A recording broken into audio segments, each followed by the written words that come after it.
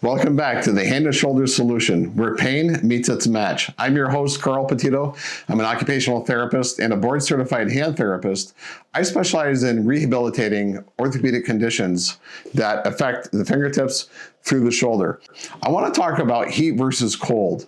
There's a very clear, understandable mechanical reasoning to why and when to use the appropriate technique. And I'm a realist. It should be practical. It should be quick and easy to do.